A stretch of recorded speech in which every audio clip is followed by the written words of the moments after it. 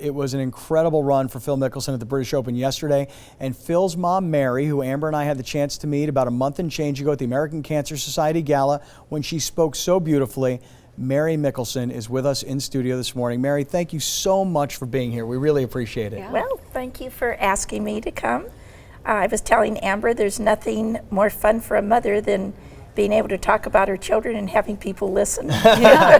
Well, I mean, you tell us, does this ever get old? I mean, Phil's been on the front page of the paper probably his whole life. Does it ever get old to see that? No. In fact, last night or this morning early after meeting him at the plane, when we got home, I said, gee, Phil, I can hardly wait till the paper comes out. And so our paper gets there pretty early in the morning, so I opened it up and said, oh my gosh. He's all over the place. Yes, he is. It's so fun to see that. Tell us about what it was like for you and your family as you sat there and watched yesterday, because Phil was 5 shots back. He really wasn't on the radar that he was going to come back and win this thing. It just all sort of happened. What was it like to watch that yesterday? Well, in the morning when we got up, the first thing that I did was turn on the internet to see what the field was doing at the time. And I wanted to get an idea of how the course was playing. And I noticed that it was plus, plus, plus, plus. And I don't remember seeing any minuses. And I thought, he's going to have to make up 5 strokes on a tough course. And it was windy.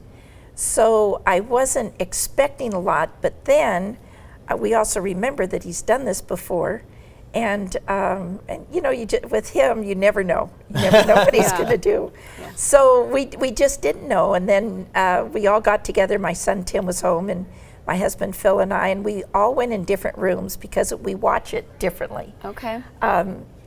Tim is very calm, and just, you know, he has a lot of faith in Phil.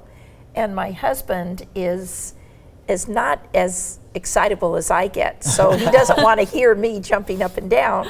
So we were in 3 different rooms until the end, you know, and we wanted to be together. I love that. You mentioned that you met Phil when he landed. What time did he land today?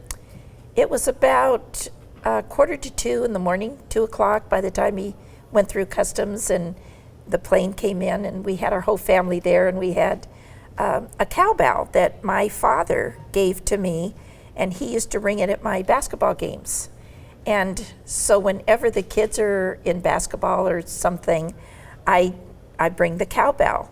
And when Phil was going to the Masters this year, I said, oh, Phil, I just wanted to remind you I'm going to have the cowbell there. And instead of ringing it when you win, I'll ring it when you get good putts. Okay, Mom, you be sure and do that.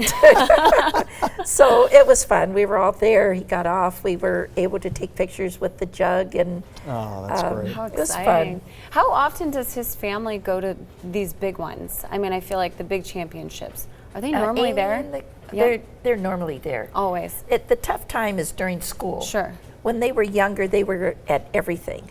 And Amy would have a 1-year-old with Sophia and Amanda. Amanda was just younger than 1, and she went to every tournament. Wow. Then Sophia came along, and then little Ev. Well, they had 3 little ones, and you have to bring diapers and clothes. Right. And, Sure. you know, it was tough, but she did it. And then as they got into school, she did a lot of homeschooling with them. And now it's a little tougher to get them out. We're going to talk more about this as the morning goes on, because people know by now the story that Amy, Phil's wife, was diagnosed with breast cancer. Mm-hmm. You too were diagnosed with breast cancer. Both of you battled and have defeated it, thankfully, mm-hmm. right? Mm-hmm. And I would think that plays a big part in Phil's perseverance. Let's have that conversation when we come back. Okay. Because I think that's one of the most fascinating parts about all of this.